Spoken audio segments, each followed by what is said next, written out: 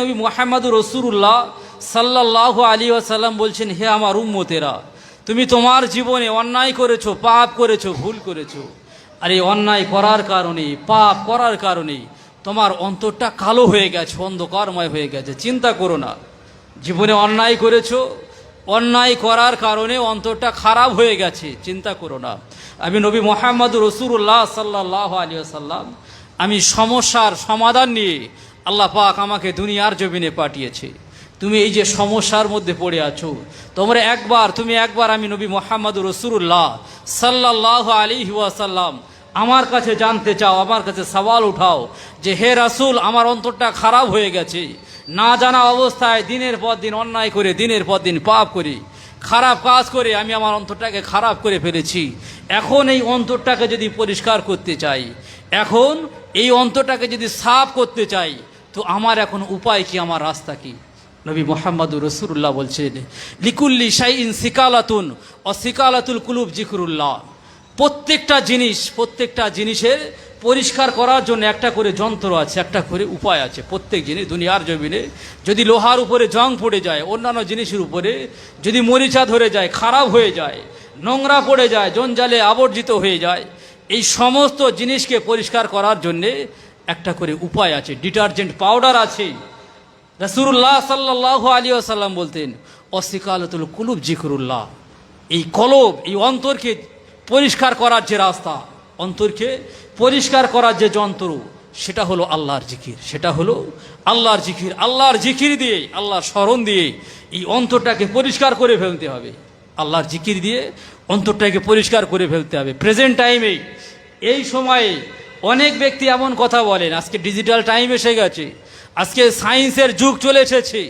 এই সময়ে অনেকের এমন কমেন্ট, এমন মন্তব্য যে আল্লাহওয়ালাদের মজলিসে গিয়ে কি হবে, আল্লাহর জিকির করে কি হবে, আল্লাহর জিকির করে কি হবে? শুনে রাখেন ভালো করে, আল্লাহ জিকির করে কি হবে? যে মানুষের অন্তর খারাপ হয়ে গেছে, রাসূলুল্লাহ বলছেন আল্লাহর জিকির দিয়ে তোমার এই অন্তরটাকে পরিষ্কার করে ফেলো, তোমার এই অন্তরটাকে পরিষ্কার করে ফেলো। আর এই যে আল্লাহর জিকির যে আমরা করি, তরিকায় মোজাদ্দেদিয়ায়, নকশাবন্দিয়া, অন্যান্য তরিকায়, যখন কোনো ব্যক্তি বায়াত হয়, বায়াত হওয়ার পরে তাকে বলে দেওয়া হয় যে এই কলবের মাকামে খেয়াল করে কি করবে? আল্লাহর জিকির করবে, তাই তো নাকি? আল্লাহর জিকির করবে। এই যে আল্লাহর জিকির, এটাকে আবার অনেকে বেদাত বলে থাকেন, ভালো করে শুনে রাখেন। নবী মুহাম্মদুর রাসূলুল্লাহ সাল্লাল্লাহু আলাইহি ওয়াসাল্লাম বলছেন, লা তাকুমুস সাআত হাত্তা লা ইয়াকুলু ফিল আরদি আল্লাহ। বলছে ততক্ষণ পর্যন্ত কিয়ামত সংগঠিত হবে না, ততদিন পর্যন্ত আল্লাহ পাক কিয়ামত দেবেন না, ততদিন পর্যন্ত পৃথিবীকে হেফাজত করে রাখবেন। হাত্তা লা ইয়াকুলু ফিল আরদি, যতক্ষণ পর্যন্ত ওই পৃথিবীর জমিনে, এই দুনিয়ার জমিনে এই কথা বলা লোক থাকবে। কোন কথা? আল্লাহ। এই আল্লাহ বলা লোক যতদিন আল্লাহ পাক পৃথিবীর জমিনে রাখবেন, ততদিন পর্যন্ত আল্লাহ পাক এই পৃথিবীকে হেফাজত করে রেখে দেবে। আমার কথা কি আপনাদের বোঝাতে পারছি? তো সেই আল্লাহর জিকির যখন করা হয়, অনেকে না জেনে না বুঝে বলে এটা বিদআত করছে। কিন্তু নবী মুহাম্মদুর রাসূলুল্লাহ বলছেন ততদিন পর্যন্ত কিয়ামত সংগঠিত হবে না, ততদিন কিয়ামত হবে না যতদিন পর্যন্ত আল্লাহ বলা লোক একজনও যদি থাকে, পৃথিবীকে আল্লাহ পাক ততদিন পর্যন্ত রেখে দেবেন, পৃথিবীকে আল্লাহ পাক ততদিন পর্যন্ত রেখে দেবেন। আজকের সেই যে অন্তরটাকে আমরা খারাপ করে ফেলেছি, আর এই অন্তরটাকে খারাপ করার কারণে আমরা এক পর্যায়ে পৌঁছে গেছি। আর যারা অন্তরটাকে পরিষ্কার করতে পেরেছে, ওরা এক পর্যায়ে পৌঁছে গেছে। নবী মুহাম্মদুর রাসূলুল্লাহ সাল্লাল্লাহু আলাইহি ওয়াসাল্লাম বলছেন, যে বান্দাটা, যে উম্মতটা আল্লাহর জিকির করে, আল্লাহ স্মরণ করে, ওই বান্দাটা হলো জিন্দা, ওই বান্দাটা হলো জীবিত। আর যার অন্তরে আল্লাহর জিকির নাই, যার অন্তরে আল্লাহর স্মরণ নাই, নবী মুহাম্মদুর রাসূলুল্লাহ সাল্লাল্লাহু আলাইহি ওয়াসাল্লাম বলছেন, ওই বান্দিটা হলো মৃত, ওই বান্দিটা হলো মৃত। আচ্ছা, কথা আপনাদের বিশ্বাস হয়? বলছে যার অন্তর আল্লাহর জিকির করে সে হলো জীবিত, যার অন্তর আল্লাহর জিকির করে না সে হলো মৃত। আমি আপনাদের বলি, যখন দুনিয়া থেকে মানুষ বিদায় নেয়, যখন দুনিয়া থেকে মানুষ চলে যায়, দুনিয়া থেকে চলে যাওয়ার পরে কাফের যারা, বেঈমান যারা, মুশরিক যারা, এরাও কিন্তু বেঁচে থাকে, ইন্তেকালের পরে এরাও কিন্তু বেঁচে থাকে। আবার যারা মুমিন বান্দা, মুসলমান বান্দা, আল্লাহওয়ালা বান্দা, এরাও কিন্তু বেঁচে থাকে, সবাই বেঁচে থাকে। কিন্তু মুমিন মুসলমানের বেঁচে থাকা একরকম, আর কাফের বেঈমান মুশরিকদের বেঁচে থাকা আরেক রকম। দুইজনের বেঁচে থাকা কিন্তু এক রকমের নয়, দুইজনের বেঁচে থাকা দুই রকম। মুমিন মুসলমানের বেঁচে থাকা একরকম, কাফের বেঈমান মুশরিকদের বেঁচে থাকা আর এক রকম। কাফের বেঈমান মুশরিকদের আল্লাহ পাক কবরে পরকালে এই কারণে জীবিত রাখে যাতে করে তারা আযাব হয়, তাদের উপরে কষ্ট দেওয়া হয়, জাহান্নামার কষ্ট, আযাব সহ্য করার জন্যে আল্লাহ পাক তাদেরকে বাঁচিয়ে রাখেন, তারা বেঁচে থাকে। আর যারা মুমিন মুসলমান, আল্লাহওয়ালা, গওস কুতুব, এদেরকে আল্লাহ পাক দুনিয়া থেকে ইন্তেকালের পরে বাঁচিয়ে রাখেন নবী মুহাম্মদ রাসূলুল্লাহ সাল্লাল্লাহু আলাইহি ওয়াসাল্লামের সঙ্গে দিদার জিয়ারাত করার জন্য। জান্নাতের নিয়ামতগুলো, জান্নাতের শান্তিগুলো উপভোগ করার জন্যেই, এবং এক পর্যায়ে মহান রব্বুল আলামিন আল্লাহ পাকের সামনে যতগুলো পর্দা থাকবে এই সমস্ত পর্দাগুলো সরিয়ে দিয়ে আল্লাহ পাকের দিদার ওই সমস্ত জান্নাতি ব্যক্তিদের নসিবে আতা করে দেবেন। ওই সমস্ত ব্যক্তিদের জান্নাতে আল্লাহর সমস্ত পর্দাগুলো সরিয়ে দেবেন। অতএব দুইজনের দুই রকম, দুই সম্প্রদায়ের ব্যক্তির বেঁচে থাকা দুই রকম। তো এই যারা অন্তরকে পরিষ্কার করে কিভাবে? আল্লাহর জিকির দিয়ে, আল্লাহর জিকির দিয়ে, স্মরণ দিয়ে অন্তরকে পরিষ্কার করে ফেলে। এদের সম্পর্কে নবী মুহাম্মদুর রাসূলুল্লাহ সাল্লাল্লাহু আলাইহি ওয়াসাল্লাম বলছেন, যারা অন্তরকে পরিষ্কার করে ফেলে, অন্তরের যে পর্দাগুলো রয়েছে, এই অন্তরের পর্দাগুলো যে সমস্ত বান্দারা সরিয়ে ফেলে, নবী মুহাম্মদুর রাসূলুল্লাহ বলছেন, ইত্তাকু ফিরাসাতাল মুমিন ফাইন্নাহু ইয়ানজুরু বিনুরিল্লাহ। এই সমস্ত মুমিন বান্দারা, এদেরকে তোমরা ভয় করো, ডর করো, কারণ এরা দেখে থাকে, ইয়ানজুরু, এরা দেখতে পায়, দেখে থাকে আল্লাহ পাকের নূর দিয়ে, আল্লাহর জ্যোতি দিয়ে এরা দেখে থাকেন, আল্লাহর জ্যোতি দিয়ে এরা দেখেন। হযরতে মুজাদ্দিদ আল-ফিসানি রহমাতুল্লাহ আলাইহি, ইনি একজন মাহবুব ছিলেন। আল্লাহর ওলিদের অনেক রকম মাকাম আছে, পীর, গৌস, কুতুব, আবদাল, এরকম মাকামের মধ্যে একটা মাকাম হলো মাহবুব, একটা মাকাম হলো মুহিব। আমি একদিন আলোচনা করেছিলাম মাহবুবে ইলাহি হযরতে নিজামউদ্দিন আউলিয়া রহমাতুল্লাহ আলাইহি। এই নিজামউদ্দিন আউলিয়াকে মাহবুব বলা হয়। এই মাহবুব এবং মুহিব, এটা মুহিব একটা স্তর, মাহবুব একটা স্তর। এই মুহিব আমি আপনাদের সংক্ষেপ করে বলছি। মুহিব হলেন ওই সমস্ত বান্দা, ওই সমস্ত তবকার আল্লাহর ওলি, যারা আল্লাহ যে সমস্ত বিধান দিয়েছেন, আল্লাহ যেগুলো করতে বলেছেন, তারা সেইগুলো করেন, এরা হলো মুহিব। আল্লাহ রসুল যেগুলো করতে বলেছেন তারা সেইগুলো করে। আর মাহবুব বান্দা হলো, এর অনেক ডেফিনেশন আছে, খুলে বলা এইভাবে সম্ভব নয়। মাহবুব বান্দা হলো এই মাহবুব বান্দা যেগুলো বলে, মাহবুব বান্দা তার জবান দিয়ে যেটা উচ্চারণ করে, মহান রব্বুল আলামিন আল্লাহ ওই মাহবুব বান্দার কথাকে কবুল করে নিয়ে আল্লাহ পাক তার উপরে রাজি হয়ে যান, আল্লাহ তার উপরে রাজি হয়ে যায়। তাই মুহাম্মদুর রাসূলুল্লাহ সাল্লাল্লাহু আলাইহি ওয়াসাল্লাম বলছেন, পৃথিবীর জমিনে এমন অনেক বান্দা আছে যাদের চামড়াগুলো গুটিয়ে যায় অনেক সময়, যাদের যে লেবাসগুলো পরে থাকে ওই লেবাসে অনেক সময় ধুলো জড়িয়ে থাকে, কারণ তারা দুনিয়া থেকে অনেক দূরে থাকে, কখনো রাস্তার উপরে শুয়ে থাকে, কখনো জঙ্গলের উপরে পড়ে থাকে, দুনিয়ার প্রতি কোনো খেয়াল থাকে না, মাথার চুলগুলো অনেক সময় জট পড়ে যায়, তাদের ভালোভাবে দুনিয়ার সঙ্গে ভালো সম্পর্ক থাকে না। এই সমস্ত মানুষগুলো যারা আল্লাহওয়ালা ব্যক্তি হয়ে থাকে, এই সমস্ত মানুষ যখন মানুষের দরজায় যায়, এই সমস্ত মানুষ যখন সমাজের দিকে যায়, সমাজের মানুষ তাদেরকে ধাক্কা দিয়ে তাদের উপরে খারাপ আচরণ করে তাদেরকে তাড়িয়ে দেয়। তাদের চেহারা দেখে, তাদের বাহ্যিক দৃশ্যগুলো দেখে তাদের দিকে ঘৃণা করতে থাকে। তাদের দরওয়াজার সামনে যখন যায় তাদের থেকে বার করে দেয়, দূরে সরিয়ে দেয়। নবী মুহাম্মদুর রাসূলুল্লাহ সাল্লাল্লাহু আলাইহি ওয়াসাল্লাম বলছেন, এমন অনেক বান্দা রয়েছেন যারা প্রকৃত আল্লাহর ওলি হয়ে গেছেন, অথচ পাগলের ন্যায় পৃথিবীতে তারা বিচরণ করে থাকে। তাদেরকে এই দুনিয়ার মানুষ তাদেরকে বিতাড়িত করে দেয়।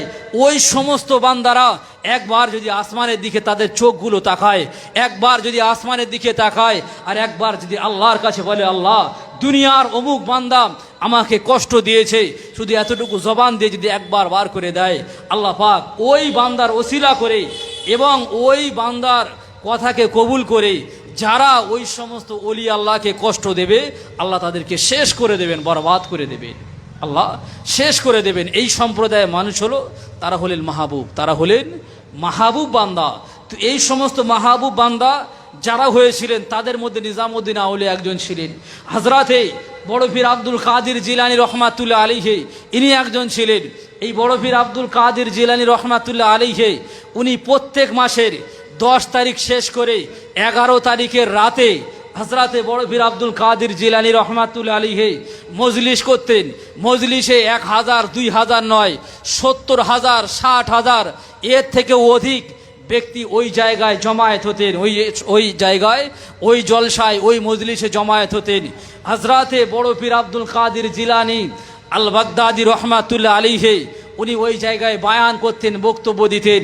হযরতে আব্দুল কাদের জিলানীর ফয়েজ, তাওয়াজ্জু, জজবা এমনভাবে ওই জায়গায় প্রচার হতো, ওই সমস্ত ব্যক্তির মধ্যে আল্লাহর নূর এমনভাবে, আল্লাহ পাকের রহমত, সাকিনা ওই জলসায় এমনভাবে পড়তো মানুষের উপরে, এমনভাবে আলোচনা করতেন। ওই মজলিসের মধ্যে অনেকেই আল্লাহ রসুলের মহাব্বতে হযরতে আব্দুল কাদের জিলানী আল বাগদাদি রহমাতুল্লাহ আলাইহির জবানের নূরানি বয়ান শুনে তাদের এই যে কাল্ব, তাদের এই যে অন্তর অনেক সময় ব্লাস্ট হয়ে যেত, ওই জায়গায় ইন্তেকাল করে যেত, মারা যেত। প্রায় মজলিসে 10 জন 20 জন 15 জন করে মারা যেত। হযরতে বড় পীর আব্দুল কাদের জিলানী আল বাগদাদি রহমাতুল্লাহ আলাইহি বলতেন, আজকের এই মজলিসে, আজকের এই সভায় যে সমস্ত ব্যক্তিগুলো আল্লাহর ডাকে সাড়া দিয়েছেন, যে সমস্ত ব্যক্তিগুলো আজকের দুনিয়া থেকে বিদায় নিয়েছেন, তাদের সকলের কাফনের ব্যবস্থা করো। আমি আব্দুল কাদের জিলানী রহমাতুল্লাহ আলাইহি আমি এদের জানাজার নামাজের ইমামতি করব, তারপরে আমি আমার হুজরা শরীফে যাব। প্রত্যেক মজলিসে উনি নিজে জানাজার নামাজ আদায় করাতেন, তারপরে উনি ওখান থেকে যেতেন।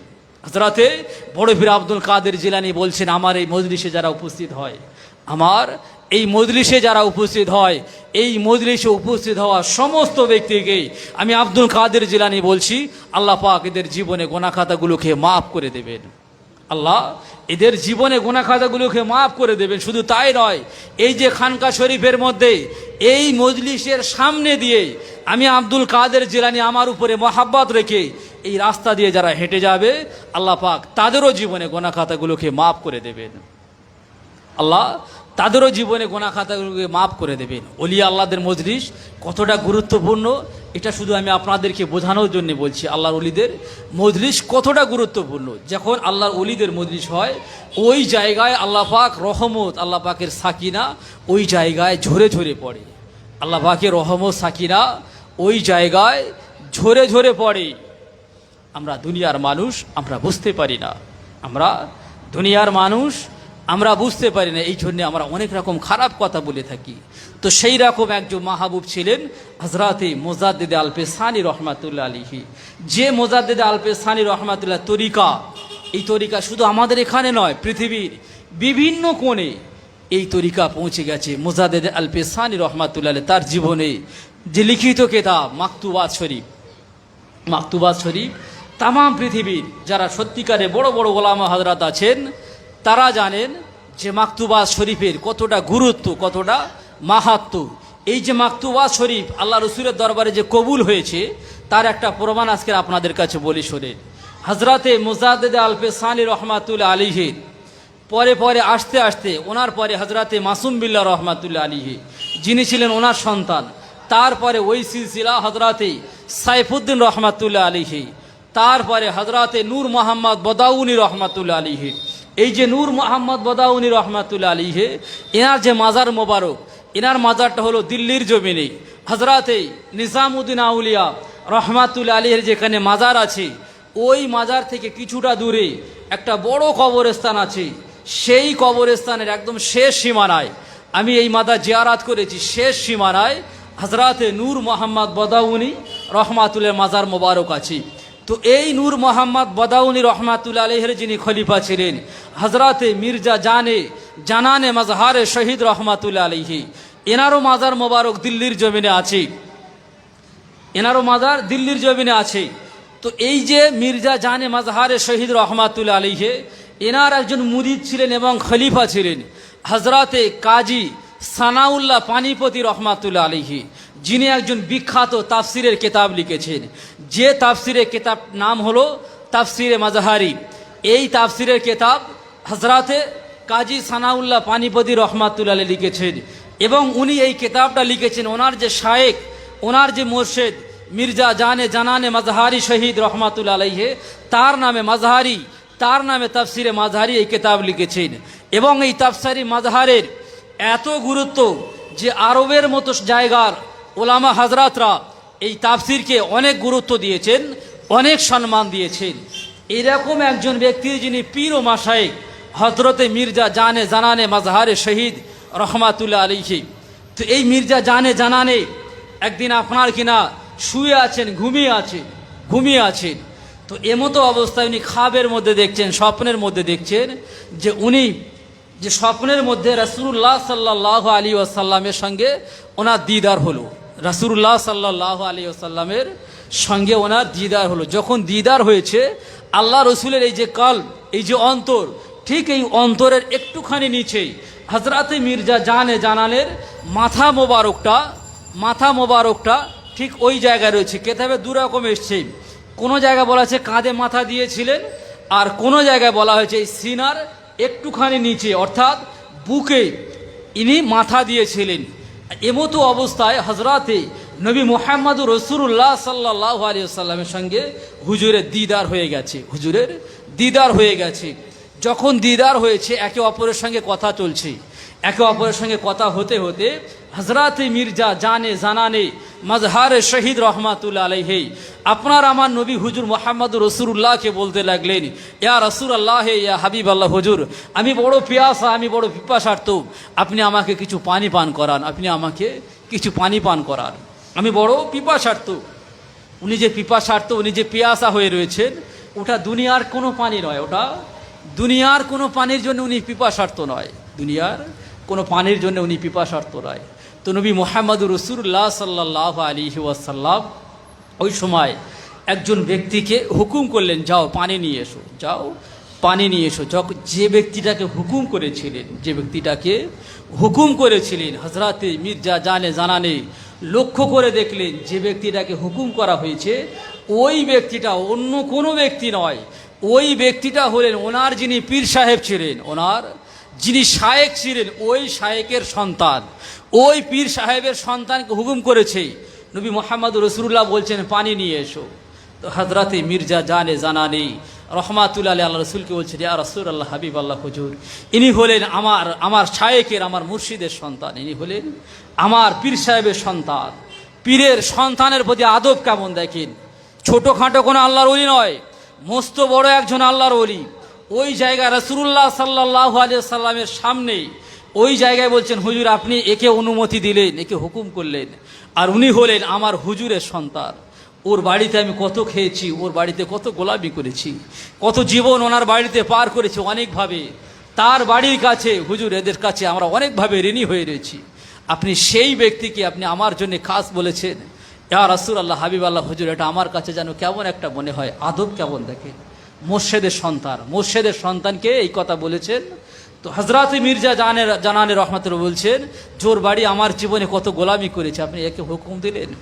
ওই সময় আপনার আমার নবী মুহাম্মদুর রাসূলুল্লাহ সাল্লাল্লাহু আলাইহি ওয়াসাল্লাম বলেছিলেন, হে মির্জা জানানে, এই হুকুম আমার, এই হুকুম তোমার নয়, হুকুমটা করেছি আমি নবী মুহাম্মদুর রাসূলুল্লাহ,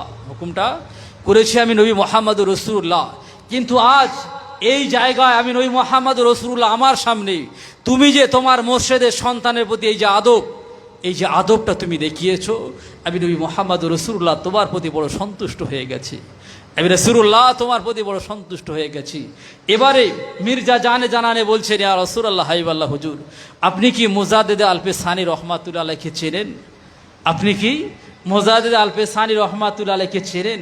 ওই সময় আল্লাহ রসুল মিসকে হাসি বলেছিলেন, মির্জা জানানে, আমি মুজাদ্দিদ আলপে সানি কেন চিনব না তাকে, এর যে মাকাম আল্লাহ পাক দিয়েছেন, অবশ্যই আমি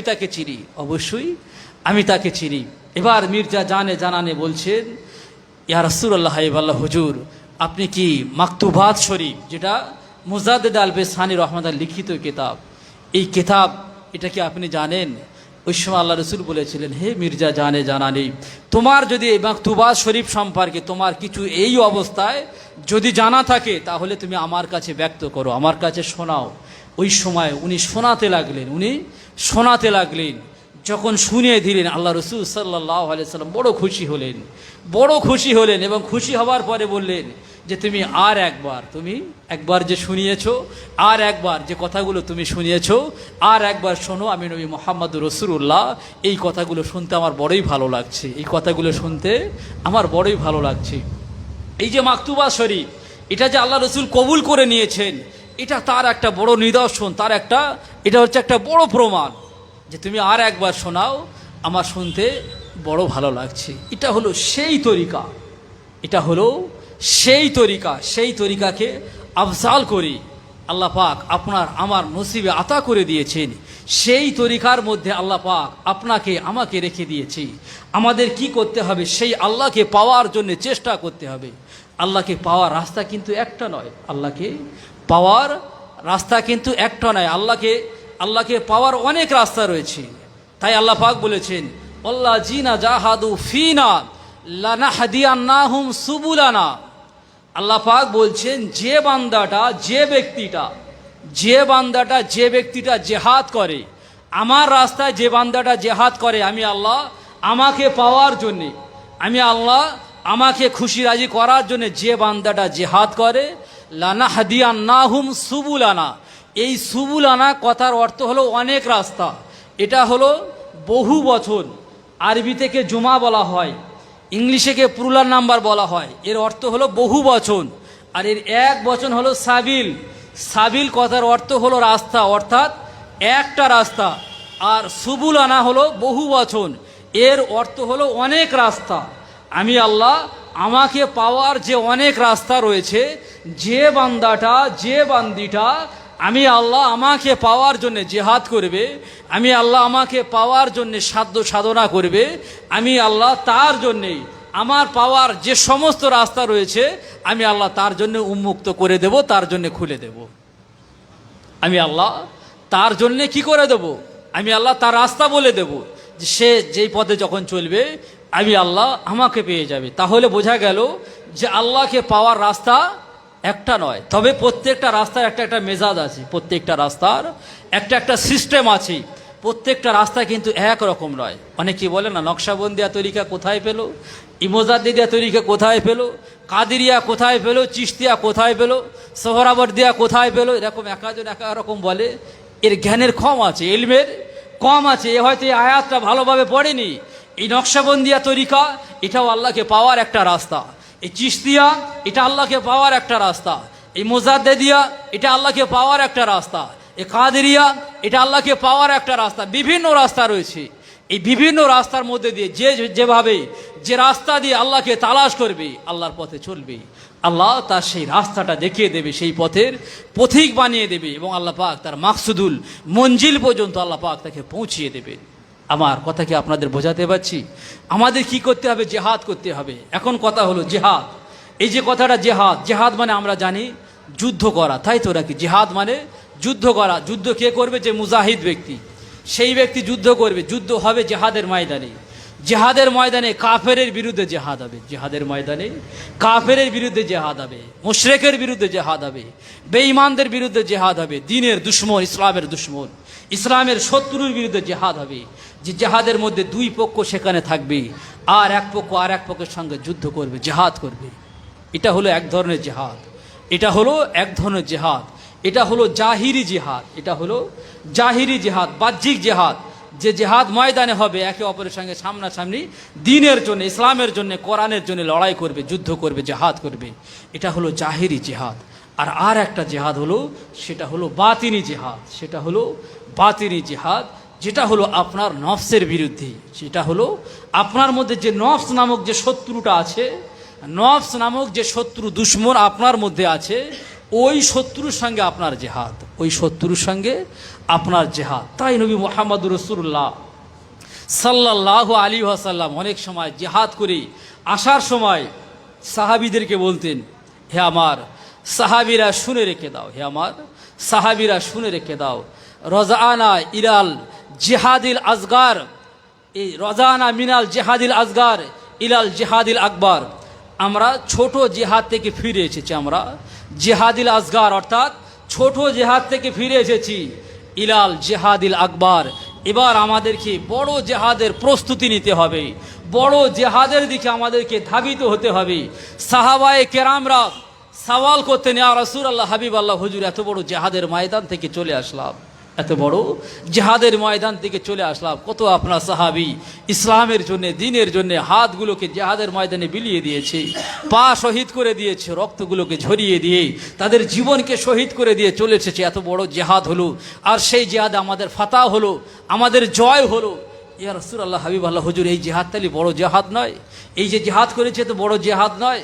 আল্লাহ রসুল বললেন, না, এটা বড় জেহাদ নয়, এর থেকেও বড় জেহাদ হচ্ছে, সেটা হলো তোমার মধ্যে যে দুশমন আছে, তোমার মধ্যে তোমার যে শত্রু আছে, সেটা হলো নফস। এই নফসের বিরুদ্ধে জেহাদ করতে হবে। এটা হলো একটা অর্থ। আর একটা অর্থ আছে, আমরা যারা অনেক আলেম ওলামার শুধুমাত্র এই অর্থটা বলে থাকেন, এই হাকিকাতটা বলে থাকেন। এই হাদিসের আরও একটা হাকিকাত আছে যে আমাদেরকে বড় জেহাদের দিকে ধাবিত হতে হবে। সেটা হলো তোমরা আবার প্রস্তুত হয়ে যাও, তোমরা আবার রেডি হয়ে নাও, প্রস্তুতি নিয়ে নাও, প্রিপারেশন নিয়ে নাও। হয়তো আবার অন্য কোনো জেহাদের ময়দানে আবার হয়তো আমাদের যেতে হতে পারে ইসলামের জন্যে, হকের জন্যে, দ্বীনের জন্যে। আবার হয়তো আমাদের জেহাদের ময়দানে যেতে হবে, তার জন্য তোমরা প্রস্তুতি নিয়ে নাও, তার জন্য তোমরা তৈরি হয়ে নাও। তো এই যে নফসের ব্যাপার, এই যে নফসের ব্যাপার, এই নফস আমাদের আপনার কিনা খারাপ হয়ে গেছে, কলব আমাদের খারাপ হয়ে গেছে, অন্তর খারাপ হয়ে গেছে। তাই মহান রব্বুল আলামিন আল্লাহ পাক কোরআন পাকের মধ্যে বলেছেন, ওয়ালাকাদ জারানা লি জাহান্নামা কাসীরাম মিনাল জিন্নি ওয়াল ইনস লাহুম কুলুবুল লা ইয়াফকাহুনা বিহা ওয়ালাহুম আয়ুনুল লা ইয়াবসিরুনা বিহা ওয়ালাহুম আযানুল লা ইয়াসমাউনা বিহা উলাইকা কাল আনআমি বালহুম আদাল ওয়া উলাইকা হুমুল গাফিলুন। আমি আল্লাহ পাক জাহান্নামে দেওয়ার জন্যে, ওয়ালাকাদ জারানা লি জাহান্নামা কাসীরাম মিনাল জিন্নি ওয়াল ইনস, জাহান্নামে দেওয়ার জন্যে, জাহান্নামে জ্বালানোর কাঠ হিসাবে আমি তৈরি করে রেখে দিয়েছি অধিকাংশ জিন এবং ইনসানকে, অধিকাংশ মানব এবং দানব সম্প্রদায়কে আমি আল্লাহ জাহান্নামে পোড়ানোর জন্যে, জাহান্নামের আযাব দেওয়ার জন্যে, কষ্ট দেওয়ার জন্যে আমি আল্লাহ দুনিয়ার জমিনে রেখে দিয়েছি। তারা কারা? তারা কারা? আল্লাহ পাক তারপরে বলছেন, তারা হলেন ওই সমস্ত ব্যক্তি লাহুম কুলুবুল লা ইয়াফকাহুনা বিহা, যাদেরকে আমি আল্লাহ কলব দিয়েছিলাম, যাদেরকে আমি আল্লাহ কলব দিয়েছিলাম, অন্তর দিয়েছিলাম, যে কলব দিয়ে তারা অনুধাবন করেনি, যে কলব দিয়ে তারা ফিকির করেনি, চিন্তা করেনি, মুরাকাবা করেনি।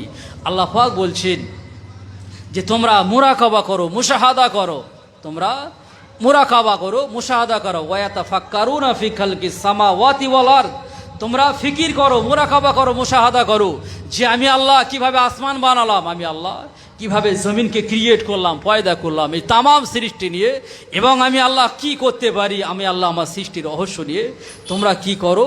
মুরাকাবা করো, ফিকির করো। নবী মুহাম্মদ রাসূলুল্লাহ বলছেন, তাফাক্কারু মিন সাআতি খায়রু মিন ইবাদাত, তাফাক্কারু সাআতি খায়রু মিন ইবাদাতি সানা। যদি কোনো ব্যক্তি এক মুহূর্ত যদি ফিকির করে, মুরাকাবা করে, 1000 বছরের ইবাদাতের থেকে উত্তম, 1000 বছরের ইবাদাতের থেকে উত্তম হলো ফিকির করা। আল্লাহ পাক বলছেন, আমি আল্লাহ লাহুম কুলুবুল লা ইয়াফকাহুনা বিহা, আমি আল্লাহ তাদেরকে কলব দিয়েছিলাম। প্রত্যেকটা মানবের মধ্যে আল্লাহ পাক কলব দিয়েছেন, অন্তর দিয়েছেন। কেন দিয়েছেন?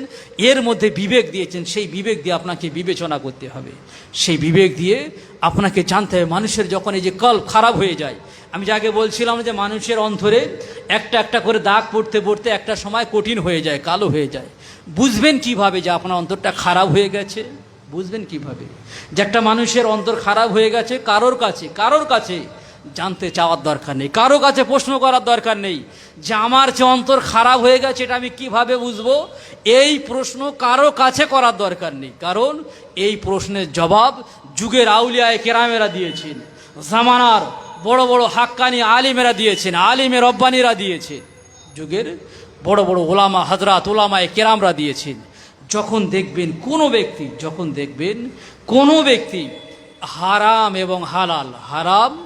এবং হালাল এই দুটোর মধ্যে কোনো রকমের পার্থক্য করে না, যেটাই তার সামনে আসে গ্রহণ করে, কোনটা হারাম কোনটা হালাল এর মধ্যে কোনো গুরুত্ব দেয় না, এর মধ্যে কোনো রকম গুরুত্ব দেয় না, তার অন্তরে সামান্যতম খৌফ তৈরি হয় না, ভয় তৈরি হয় না, যেটা হারাম এটা যদি আমি নেই এর জন্য আল্লাহ পাক আমাকে কঠিন শাস্তি দিতে পারে, একদিন আসামির কাঠগড়ায় দাঁড়াতে হতে পারে।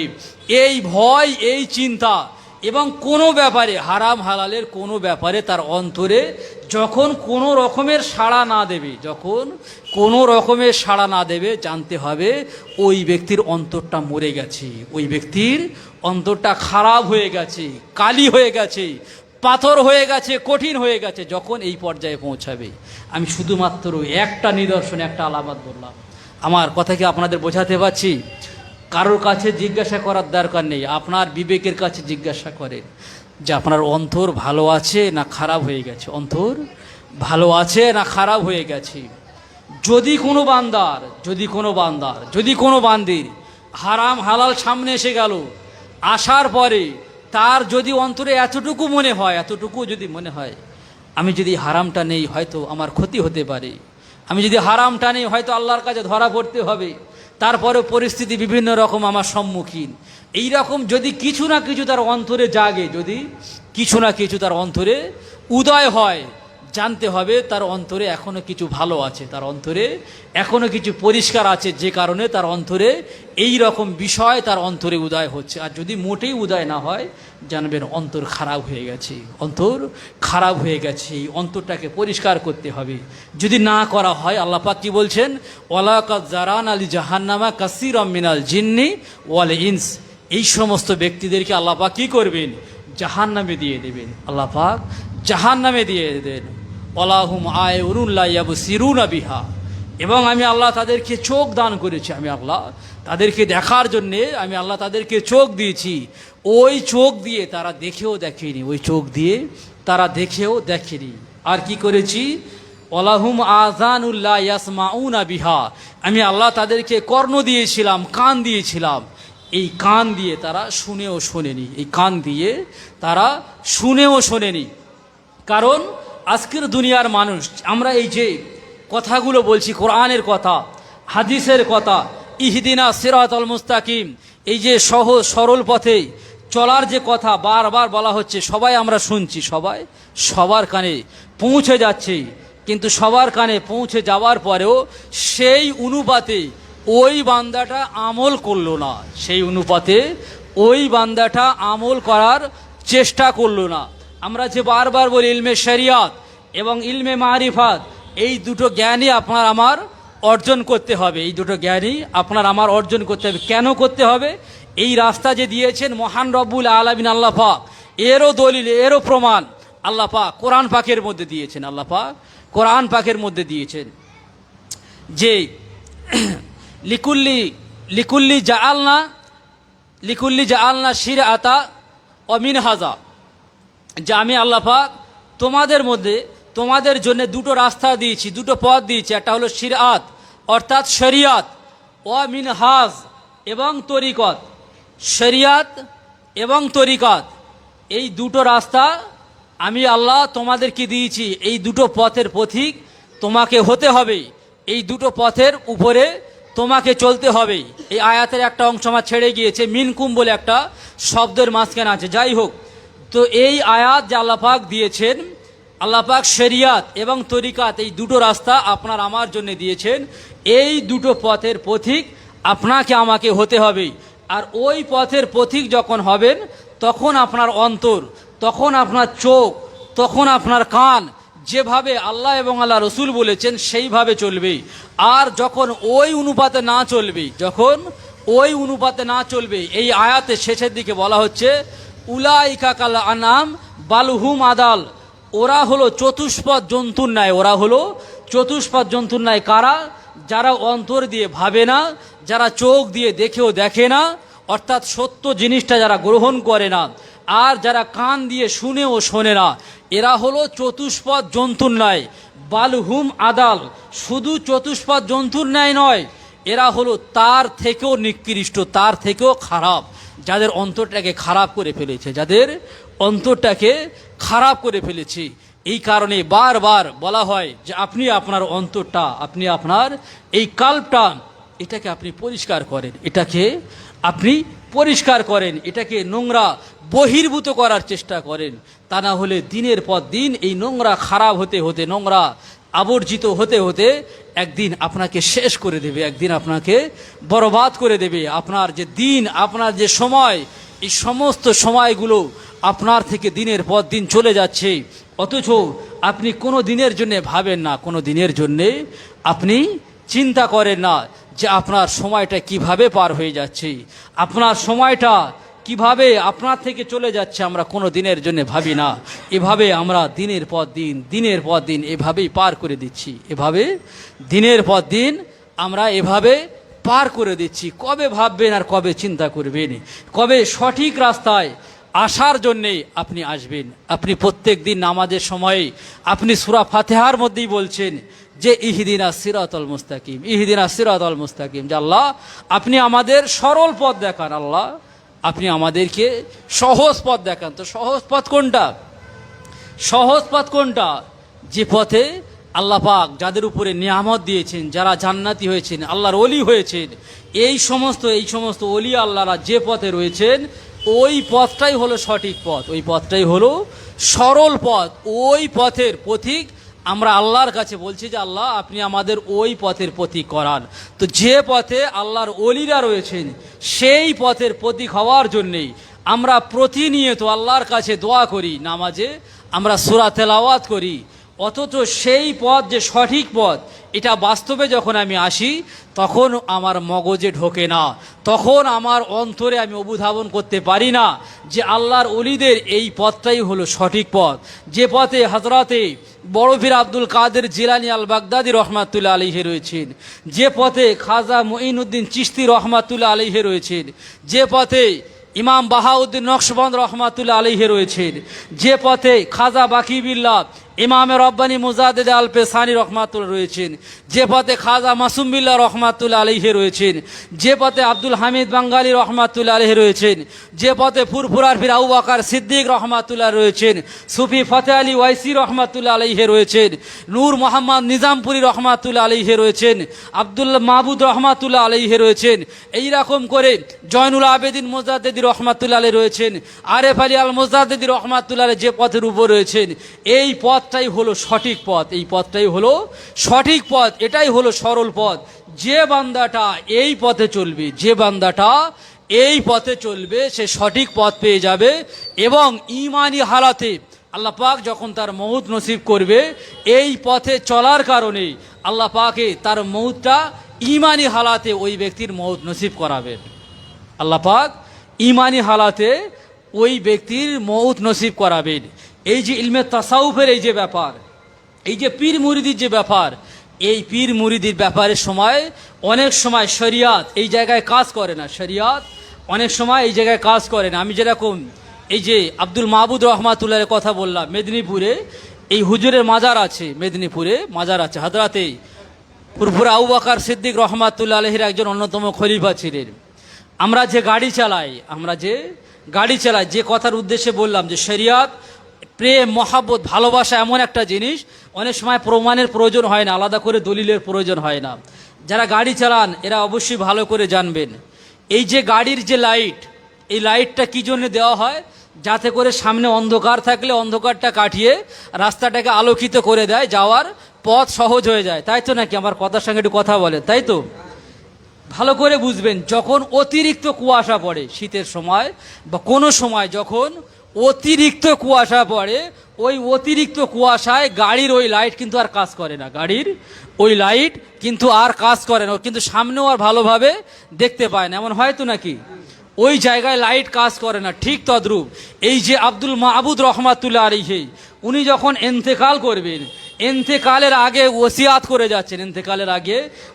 করে যাচ্ছেন, আমার ইন্তেকালের পরে আমার মুখটা তোমরা কেবলার দিকে, অর্থাৎ পশ্চিম দিকে তোমরা আমার মুখটা করবে না, আমার কেবলাটা, আমার মুখটা ফুরফুরার দিকে, হযরতে পীর আবু বকর সিদ্দিক রহমাতুল্লাহ আলাইহি যে দিকে রয়েছে, অর্থাৎ পূর্ব দিকে রয়েছে, আমার মুখটা তোমরা পূর্ব দিকে ঘুরিয়ে দেবে, আমার মুখটা তোমরা পূর্ব দিকে ঘুরিয়ে দেবে আমার ইন্তেকালের পরে। আচ্ছা, এই যে মুখটা ঘুরিয়ে দেওয়া, আপনারা বলেন শরিয়াতের যে বিধান, যে আইন, মানুষ যখন ইন্তেকাল করে তার মুখটা কোন দিকে দেওয়া হয়? কথা বলেন আপনারা। কেবলার দিকে, কাবার দিকে, তাই তো, কেবলার দিকে, পশ্চিম দিকে, যে যেভাবেই বলি না কেন, এটাই হলো আইন, এটাই হলো বিধান। কিন্তু এত বড় একজন আল্লাহর ওলি, উনি বলছেন আমার ইন্তেকালের পরে আমার মুখটা তোমরা পূর্ব দিকে করে দেবে, অর্থাৎ আমার মুর্শিদ যেদিকে শুয়ে আছেন, আমার পীর যেদিকে শুয়ে আছেন, তোমরা আমার মুখটা ওই দিকে করে দেবেন। শরিয়াতের দৃষ্টিতে, শরিয়াতের নজরে এটা শরিয়াতের খেলাফ হয়ে গেল, শরিয়াতের নজরে এটা শরিয়াতের খেলাফ হয়ে গেল।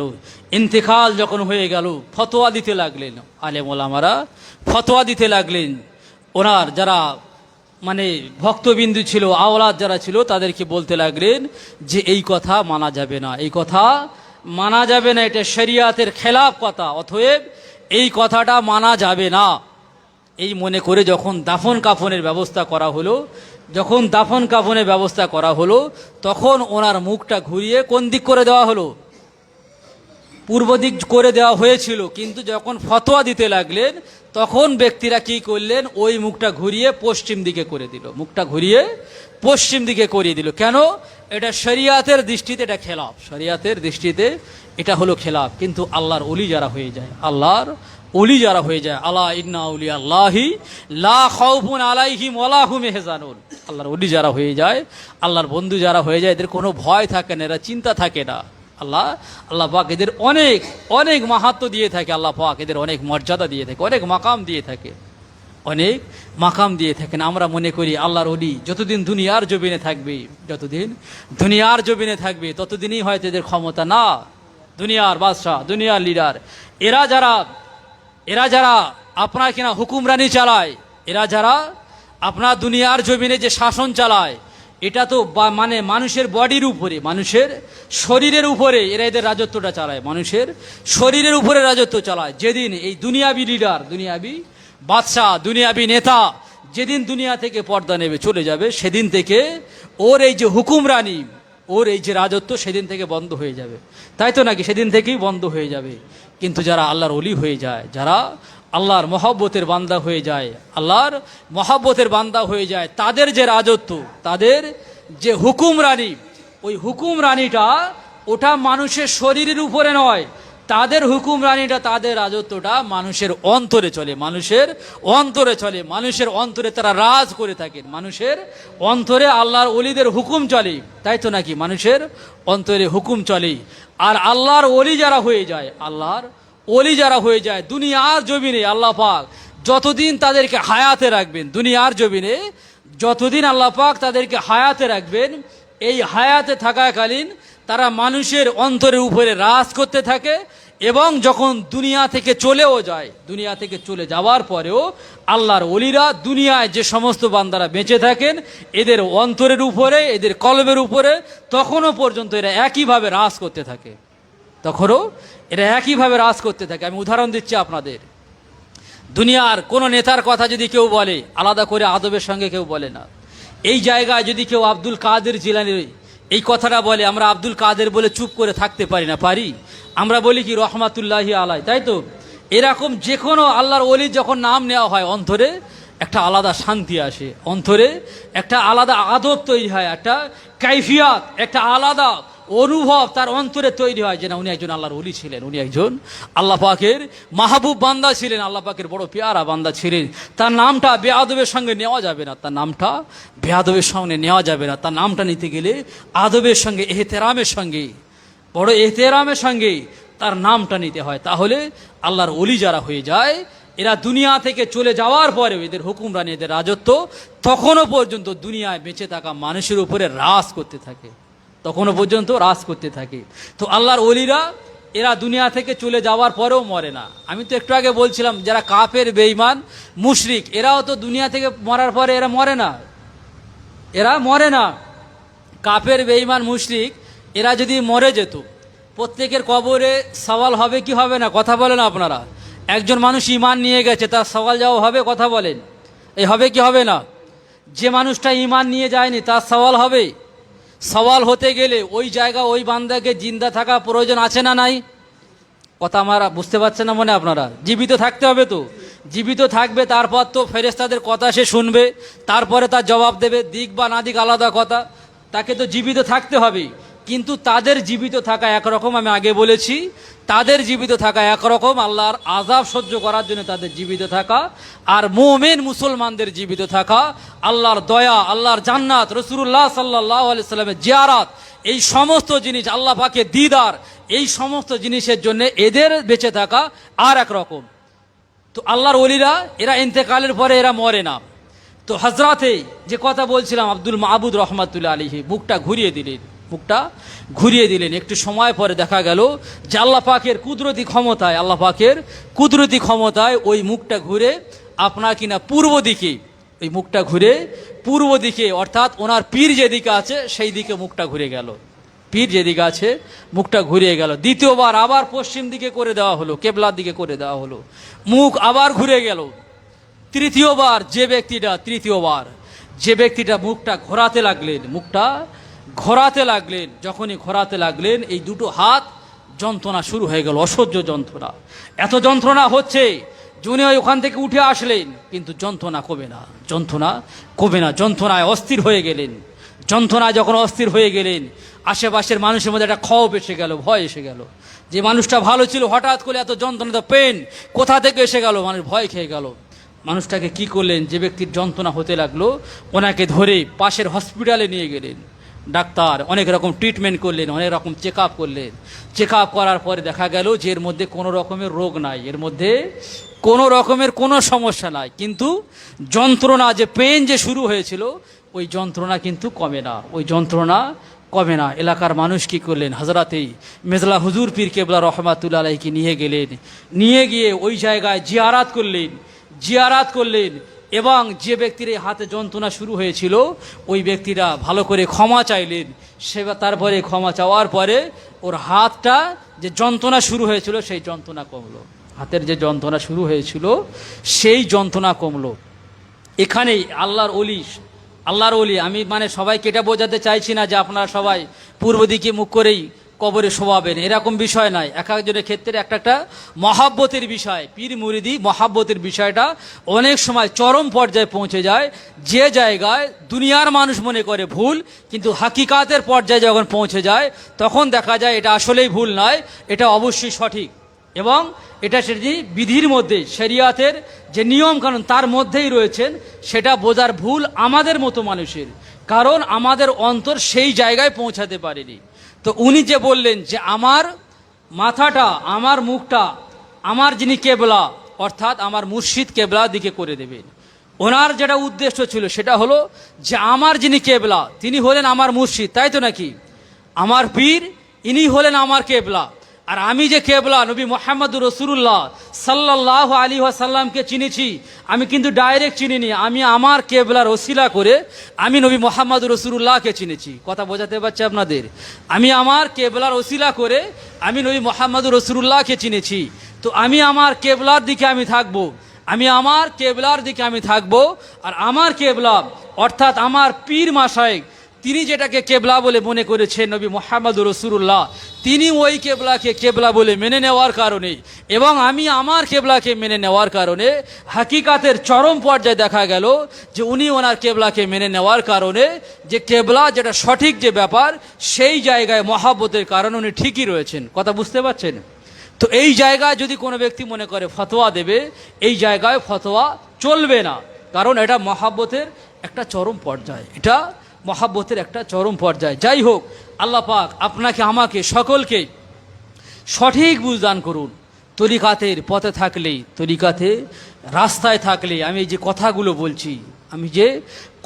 বলছি তরিকার মধ্যেই একটা সব থেকে মজার ব্যাপার হলো, তরিকার মধ্যে যারা ভালোভাবে কাজ করে আর এই রকম আলোচনা যখন চলে, ওই ব্যক্তিটা তার যেখানে সবক আছে এই সবকে যদি খেয়াল রেখে দেয়, যে কথাগুলো বয়ানগুলো বক্তব্য হবে তার যে হাকিকাত, যে দৃশ্য সেই সময় ঘটেছিল, আল্লাহ পাকের কুদরতি ক্ষমতায় আল্লাহ পাক ওই ব্যক্তির অন্তরে চোখ যখন খুলে যায়, ওই অন্তরে চোখের মাধ্যমে আল্লাহ পাক তাকে দেখিয়ে দেওয়ার ব্যবস্থা করে দেন। আল্লাহ তার দেখিয়ে দেওয়ার ব্যবস্থা করে দেন। শর্ত হলো আমাদের সেই অন্তরের চোখটা আপনাকে আমাকে পরিষ্কার করতে হবে। আমরা যে তরিকায় আছি হযরত মুজাদ্দিদ আল পেসানি রহমাতুল্লাহ আলাইহি তিনি এই অন্তরকে পরিষ্কার করেছেন জিকির দিয়ে, তিনি অন্তরকে পরিষ্কার করেছেন নামাজ ইবাদত বন্দেগী সব কিছু করেছেন, এবং তিনি আমাদেরকে শিক্ষা দিয়েছেন যে তোমরাও জিকিরের মাধ্যমে তোমরা কি করবে, অন্তরটাকে তোমরা পরিষ্কার করবে। সেই শিক্ষা তিনি আমাদেরকে দিয়ে গেছেন। অতএব যারা আজকের বর্তমানে আমরা রয়েছি, আমাদের সকলের উচিত যে আল্লাহর জিকির দিয়ে আল্লাহ পাকের হুকুমগুলো মেনে নিয়ে নবী মুহাম্মদ রাসূলুল্লাহ সাল্লাল্লাহু আলাইহি ওয়াসাল্লামের মহাব্বত ভালোবাসা আপনার আমার অন্তরের মধ্যে নিয়ে এসে সেই অন্তরটাকে আমাদের কি করতে হবে, পরিষ্কার করতে হবে। কেন রসুলকে ভালোবাসবেন, কেন মহাব্বত করবেন? আল্লাহ পাক বলছেন কুল ইন কুনতুম তুহিব্বুনাল্লাহ ফাত্তাবিউনি ইউহিব্বুকুমুল্লাহ ওয়া ইয়াগফিরু লাকুম যুনুবাকুম আল্লাহু গফুরুর রহিম। আল্লাহ পাক বলছেন কুল ইন কুনতুম তুহিব্বুনাল্লাহ, তোমরা যদি আমি আল্লাহ আমাকে ভালোবাসতে চাও, আমি আল্লাহ আমাকে মহাব্বত করতে চাও, আল্লাহ পাক কুল শব্দ দিয়ে বললেন হে নবী মুহাম্মদ, আপনি আপনার সাহাবী তথা তামাম পৃথিবীর মানুষদেরকে জানিয়ে দেন, তারা যদি আমি আল্লাহ আমার মহাব্বতের দাবি রাখে, আমার মহাব্বত আমার ভালোবাসা তাদের অন্তরের যে ঘর রয়েছে, সেই ঘরে যদি আমার অন্তরে আমার ভালোবাসা মহাব্বত যদি ওই অন্তরে ধারণ করতে চায়, তারা যেন আপনি নবী মুহাম্মদ আপনাকে যেন তারা ইত্তেবা করে, আপনাকে যেন তারা অনুসরণ করে। রাসূলুল্লাহ সাল্লাল্লাহু আলাইহি সাল্লাম বলছেন হে আমার উম্মতেরা, তোমরা আমি রাসূল আমার ইত্তেবা অনুসরণ কিভাবে করবে? তোমরা আমার ইত্তেবা অনুসরণ কিভাবে করবে? তোমরা আমার সুন্নাতের অনুসরণ করবে, আমার সুন্নাতকে বেশি বেশি করে ভালোবাসবে। এই তরিকার মধ্যে সুন্নাতের উপরে বেশি বেশি করে প্রাধান্য দেওয়া হয়েছে, সুন্নাতের উপরে বেশি বেশি প্রাধান্য দিয়েছে। যে ব্যক্তিটা যত বেশি সুন্নাতের উপরে আমল করবে, যত বেশি সুন্নাতের উপরে আমল করবে, যত বেশি খিদমাত করবে, যত বেশি মহাব্বত রাখবে, যত বেশি ভালোবাসা প্যার আল্লাহ রসুলের প্রতি আনতে পারবে, ওই ব্যক্তিটা তত বেশি উপরের মঞ্জিল পর্যন্ত ওই ব্যক্তিটা পৌঁছে যাবে, ওই ব্যক্তিটা তত বেশি উপরের মঞ্জিল পর্যন্ত ওই ব্যক্তিটা পৌঁছে যাবে। প্রত্যেকটা ব্যক্তি, প্রত্যেকটা মানুষের একটা একটা সম্মান আল্লাহ পাক দিয়েছেন, প্রত্যেকটা মানুষের সেই সম্মানের জায়গায় তাদেরকে রেখে দিয়ে আপনার আমার কথা বলা দরকার। যে যে সম্মানের মানুষ তাকে সেই সম্মানের জায়গায় রেখে আপনাকে আমাকে কথা বলা দরকার। আমাদের সর্বদা খেয়াল রাখতে হবে মুসলমান মান সালিমান মুসলিম মিন লিসানিহি ওয়া ইয়াদিহি, মুসলমান হলেন ওই ব্যক্তি যার জবান দিয়ে এবং হাত দিয়ে অন্য কোনো ব্যক্তি কষ্ট পাবে না, যার জবান দিয়ে এবং হাত দিয়ে অন্য কোনো ব্যক্তি কষ্ট পাবে না, তো সেই ব্যক্তিটাই হলেন মুসলমান। অতএব আমরা তরিকা করি, আমাদের এই দিক খেয়াল রাখতে হবে যে আমাদের মুখের ভাষা, আমাদের কথা, আমাদের বার্তারা, আমাদের জবান যেন মধুর মতো হয়, আমাদের মুখ দিয়ে যেন মিষ্টি কথা বার হয়, যে কথা শুনলে মানুষের অন্তরটা বিগলিত হবে, যে কথা শুনলে মানুষের অন্তরে একটা আসর হবে, একটা তাসির হবে, মানুষের অন্তরে একটা দাগ কাটবে। হ্যাঁ সত্যি আমি অন্যায় করেছি, ভুল করেছি, জীবনে পাপ করেছি। আল্লাহওয়ালা ব্যক্তিদের কথা শুনে মানুষের অন্তরে পরিবর্তন আসে, আল্লাহওয়ালা ব্যক্তিদের কথা শুনে মানুষের অন্তরে তাসির হয়, মানুষের অন্তরে তাসির হয়। এবং যদি কোনো ব্যক্তি প্রকৃত অর্থে যদি কোনো ব্যক্তি তওবা করে, আল্লাহ তার মাফ করে দেয়, আল্লাহ তার মাফ করে দেয়। একদিন হযরতে উমরে ফারুক রাদিয়াল্লাহু তাআলা আনহু, আপনারা জানেন উমরে ফারুক রাদিয়াল্লাহু তাআলা আনহু বড় রাগী লোক ছিলেন। উনি যখন খেলাফতের আসনে ছিলেন, খলিফা ছিলেন, তিনি রাস্তা দিয়ে হাঁটছেন, ওনার সম্পর্কে সবাই কম বেশি জানতেন যে খলিফা ওমর বড় রাগী মানুষ। তাই একদিন রাস্তা দিয়ে হাঁটছেন, ওই রাস্তায় একটা ইয়াং ছেলে যাচ্ছে, ওই রাস্তায় একটা ইয়াং ছেলে হেঁটে হেঁটে যাচ্ছে। যখন হেঁটে হেঁটে যাচ্ছেন, এই যে ইয়াং ছেলেটা, এই ছেলেটার হাতে একটা মদের বোতল ছিল, একটা শরাবের বোতল ছিল। তো শরাবের বোতল যখন হাতে রয়েছে, আর নজর পড়ে গেছে হযরতে উমরে ফারুক রাদিয়াল্লাহু তাআলা আনহুর দিকে, নজর পড়ে গেছে উমরে ফারুক রাদিয়াল্লাহু তাআলা আনহু। উনি কী করলেন, ওই বোতলটা এভাবে পিছনে দিলেন, পিছনে রেখে দিয়ে আর আল্লাহর কাছে বলছে আল্লাহ ওমর বড় রাগী মানুষ, আল্লাহ ওমর বড় রাগী মানুষ, আজকে যদি আমার হাতে এই শরাবের বোতল দেখে ওমর আমাকে বাঁচাবে না, আমার দেহ থেকে মাথা আলাদা করে দেবে। আমার দেহ থেকে মাথা আলাদা করে দেবে। আল্লাহ আমি আপনার কাছে তওবা করছি, আজ দিনটা আপনি বাঁচিয়ে দেন, আজ দিনটা আপনি আমাকে ওমরের হাত থেকে যে কোনো অবস্থায় আপনি বাঁচিয়ে দেন। আমি এই পাপ কাজ আমি আর আমার জীবনে করব না, আমি এই পাপ কাজ আমি আমার জীবনে আর করব না। আর মনে বারবার বলছে আল্লাহ আজ থেকে তওবা করছি, আর জীবনে গোনার কাজ করব না, যে কোনোভাবেই আপনি ওমরের হাত থেকে আমাকে বাঁচিয়ে দেন। হযরতে ওমরে ফারুক রাদিয়াল্লাহু তাআলা আনহু যখন ওই ইয়াং ছেলেটার কাছাকাছি হলেন, কথা বলার মতো পরিবেশ তৈরি হয়ে গেল, কথা বলার মতো পরিবেশ তৈরি হয়ে গেল। কোনো ব্যক্তি যদি হাত দিয়ে পিছনে কোনো জিনিস লুকিয়ে রাখে, অনেক সময় বোঝা যায়, তাই না, যে পিছনে কিছু একটা লুকিয়ে রেখেছে। কি লুকিয়ে রেখেছে বোঝা না গেলেও যে পিছনে কিছু একটা গোপন করে রেখেছে, এটা বোঝা যায়। তো হযরতে ওমরে ফারুক রাদিয়াল্লাহু তাআলা আনহু বলতে লাগলেন যে তুমি পিছনে কি লুকিয়ে রেখেছো, পিছনে কি লুকিয়ে রেখেছো? আচ্ছা এই যে ইয়াং ছেলেটা পিছনে, এ তো মদের বোতল লুকিয়ে রেখেছে, শরাবের বোতল।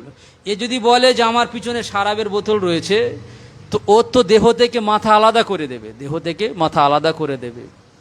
উনি ভয়ে ভয়ে বললেন যে হুজুর আমার পিছনে শরবতের বোতল রয়েছে, আমার পিছনে এটা এক ধরনের শরবত, এটা খারাপ কিছু না, শরবতের বোতল আমার পিছনে রেখে দিয়েছি। হযরতেই উমর ফারুক রাদিয়াল্লাহু তাআলা বললেন যে বোতলটা আমার সামনে নিয়ে এসো, আমি একটু দেখবো। আচ্ছা যদি এরকম দেখতে চাই অত ভয় লাগবে? ভয় খেয়ে গেলেন। অন্তর তখন ধড়পড় শুরু হয়ে গেল, অন্তরে ভয়ে কম্পিত হয়ে গেল। আল্লাহর ভয় তার অন্তরে এসে গেছে, আল্লাহর ভয় অন্তরে এসে গেছে। আর অন্তরে বারবার বলছে আল্লাহ আপনি যে কোনো হালাতে আমাকে বাঁচান, আল্লাহ আমি তওবা করছি, জীবনে এমন গুনার কাজ আর করবো না, এরকম শরাব পান করবো না।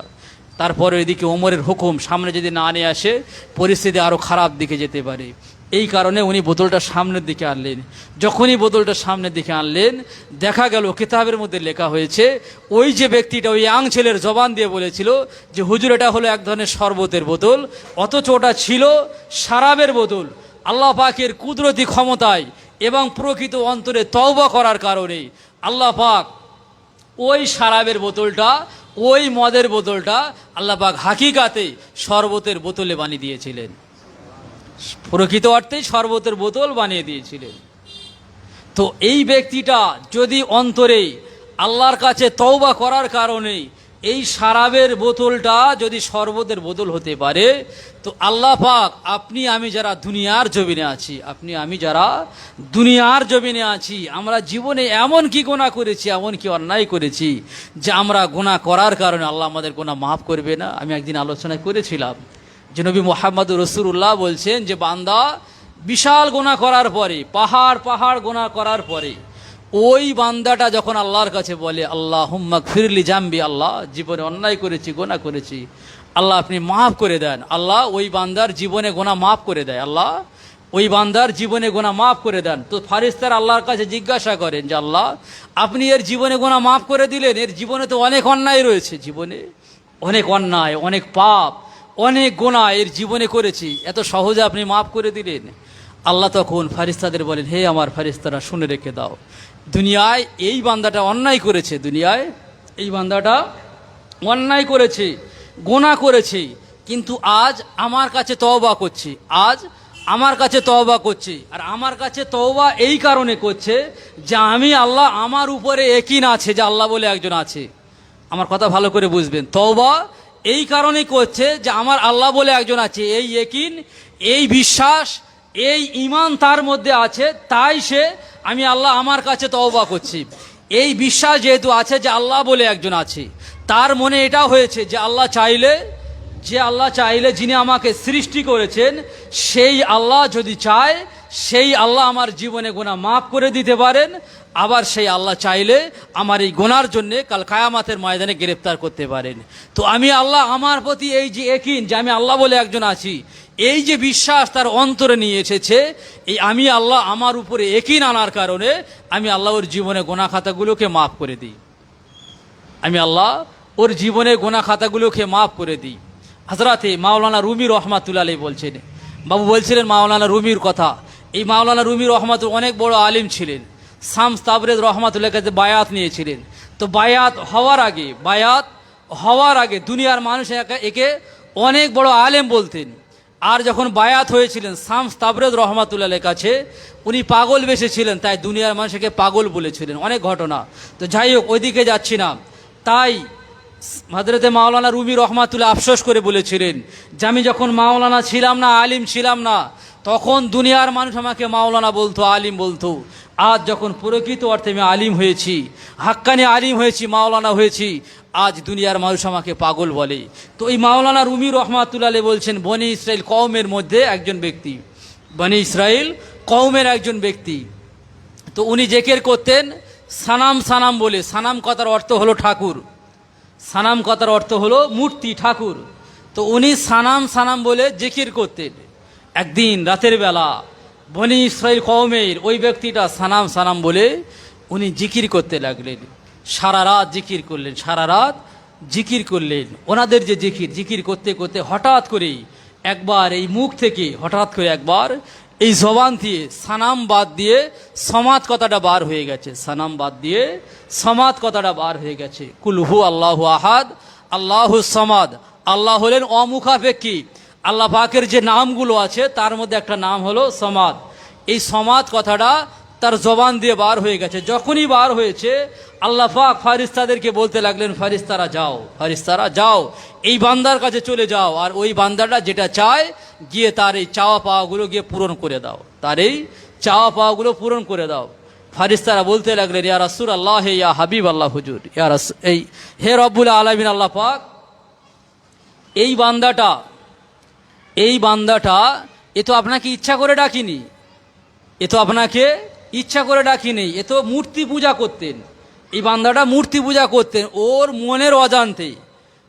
মনের অজান্তে হঠাৎ করে একবার সমাদ কথাটা তার মুখ থেকে ফসকে বার হয়ে গেছে, হঠাৎ করে তার জবান দিয়ে এই কথাটা বার হয়ে গেছে। তো আপনি এই কথার কারণে তার যে চাওয়া পাওয়া পূরণ করে দেবেন। আল্লাহ পাক বলতে লাগলেন, আমি আল্লাহ হলাম দয়াবান, আমি আল্লাহ হলাম মেহেরবান, আমি আল্লাহ হলাম গফুর রহিম, আমি হলাম গফুর গফার। আমি আল্লাহ যদি ওর চাওয়া পাওয়াগুলো না পূরণ করি, এই বান্দাটা এতক্ষণ পর্যন্ত যার জন্য জিকির করেছিল, যে মূর্তির স্মরণ করেছিল, সে ভুল করেছিল, বারবার ভুল করেছে, বারবার ভুল করেছে, ভুল জায়গায় বারবার ডেকেছে, ভুল জায়গায় বারবার ডাকার কারণে তার চাওয়া পাওয়া পূরণ হয়নি, ভুল করে বারবার ডাকার জন্য তার চাওয়া পাওয়া পূরণ হয়নি। ভুল করে ডেকে সে কিছু পেল না। আর যখন সঠিকভাবে একবার আমি আল্লাহ আমার নামটা যখন সঠিকভাবে একবার ডেকেছে, সঠিক নামটা একবার ডেকেছে, ভুল করে কিছু পেল না, এখন যখন সঠিক করলো, সঠিক করার পরে ও যদি কিছু না পায়, তাহলে ভুল করা আর সঠিক করার মধ্যে ফারাক কি থাকলো? ভুল করা আর সঠিক করার মধ্যে পার্থক্য কি থাকলো? অতএব ও যে সঠিক করেছে, ওর মধ্যে এটা আসুক যে একবার যদি আল্লাহর নামটা সামাদ যদি একবার ডাকার কারণে আল্লাহ যদি আমার উপরে এত দয়া করতে পারেন, আমার চাওয়া পাওয়াগুলো যদি পূরণ করে দিতে পারেন, আমি আল্লাহ আমার উপরে যদি পুরোপুরি তওবা করে আমার হুকুম হাকামের উপরে চলে, তাহলে আমি আল্লাহ তার উপরে কত নিয়ামত দিয়ে ভরিয়ে দিতে পারি। কথা বোঝাতে পারছি? আমাদের আল্লাহ পাক দুনিয়ার জমিনে পাঠিয়েছে, কেন পাঠিয়েছে? ওমা খলাকতুল জিন্না ওয়াল ইনসা ইল্লা লিয়াবুদুন। আমাদের পাঠিয়েছে তার ইবাদত করার জন্য, বন্দেগী করার জন্য, তার ইবাদত বন্দেগী করার জন্য। দুনিয়ার সামান্য মানুষ যারা এখানে আছেন, এই জায়গায় কোনো একজন ব্যক্তি যদি আপনাকে এই জায়গায় এই লস্করাইট বাজারের উপরেই যদি আপনাকে 5 কাঠা জমি এই জায়গার উপরে দিয়ে দেয়, এবং এই 5 কাঠার উপরে মনে করেন একতলা বিল্ডিং দোকান আপনাকে বানিয়ে দিল, ফ্রি একতলা বিল্ডিং দোকান আপনাকে বানিয়ে দিল, সারা জীবন যে বান্দাটা বানিয়ে দিয়েছে আর যে বান্দাটা নিয়েছে, এই যে বান্দা বানিয়ে দিয়েছে, সারা জীবন তাকে গুরু হিসেবে মেনে নেবে, সারা জীবন তার কাছে মাথা নত করে থাকবে। কেন? এই রকম একটা জায়গায় যেখানে 1 কাঠা জায়গার অনেক মূল্য, সেই জায়গায় 5 কাঠা জায়গা দিয়েছে, দোকান করে দিয়েছে। তো এই সামান্য দোকান এবং জায়গা দেওয়ার কারণে এই বান্দাটা ওই বান্দার জন্যে সারা জীবন তার ওয়াফাদার হয়ে কাজ করে যাবে, তার গোলামি করে যাবে। আমার কথা কি ভুল বলছি নাকি? এরকম হয়তো হবে তো? সারা জীবন গোলামি করে যাবে শুধুমাত্র এরকম সামান্য জায়গা দেওয়ার কারণে। যদি এরকম পুরো লস্করাইট বাজার যদি কাউকে দিয়ে দেওয়া হয় ফ্রি, তো তার জন্য যে কি করবে সে আমি ভাষায় বলে বোঝাতে পারবো না, ভাষায় বলে বোঝাতে পারবো না। যে আল্লাহ আপনাকে দুনিয়ার জমিনে পাঠিয়েছে, যে আল্লাহ আপনাকে দুনিয়ার জমিনে পাঠিয়েছে, যে আল্লাহ আপনার চোখ দিয়েছে, নাক দিয়েছে, কান দিয়েছে, দাঁত দিয়েছে, এই যে ইন্টারনাল অর্গান, এক্সটার্নাল অর্গান, এতগুলো কিছু দিয়েছে, সেই আল্লাহ এইরকম একটা জায়গা না, এর থেকে কয়েক গুণে বেশি নিয়ামত আল্লাহ পাক আপনাকে দিয়েছেন, আল্লাহ পাক আপনাকে দিয়েছেন। তো সেই আল্লাহর হুকুম আপনি কতটা মেনেছেন, সেই আল্লাহর মানে হুকুম আপনি কতটা মেনেছেন, তার কতটা ইবাদত, কতটা বন্দিগি করেছেন। দুনিয়ার জমিনে সামান্য সম্পদ, সামান্য অ্যাসেট প্রপার্টি পাওয়ার জন্যেই আপনি যদি তার এত গোলামি করতে পারেন, যে আল্লাহ এবং আল্লাহ রসুল আপনার জন্য এত এহসান করলেন, আপনার জন্যে এত এহসান করলেন, যে আল্লাহর ওলিরা আপনার জন্য এত এহসান করলেন, সেই এহসানের মূল্য, সেই এহসানের প্রতিদান হিসাবে আপনি আপনার জীবনে কি দিয়েছেন, আপনি আপনার জীবনে কি দিয়েছেন, এটা একবার আপনার বিবেকের কাছে, আপনার অন্তরের কাছে ভেবে দেখবেন। যে আপনার জীবনের 50 বছর পার করে দিলেন, 60 বছর পার করে দিলেন, 80 বছর পার করে দিলেন, কিন্তু তাদের এহসান আপনি কি দিয়েছেন? কিছুই আমরা দিতে পারিনি। এভাবে দিনের পর দিন পার করে দিয়েছি, দিনের পর দিন পার করে দিয়েছি। আল্লাহ পাক এখনও সময় দিয়েছে, চলে আসেন, সঠিক পথের প্রতীক হয়ে যান, সঠিক পথের প্রতীক হয়ে যান। ইয়া আইয়ুহাল্লাযীনা আমানুত্তাকুল্লাহ ওয়া কুনু মা'আস সাদিকিন। যারা সাদিকিন বান্দা, অর্থাৎ সাদিকিন বান্দা হলেন তারাই যারা প্রকৃত আল্লাহওয়ালা, আল্লাহর ওলি বান্দা, তাদের সোহবত এখতিয়ার করার চেষ্টা করেন, তাদের কাছে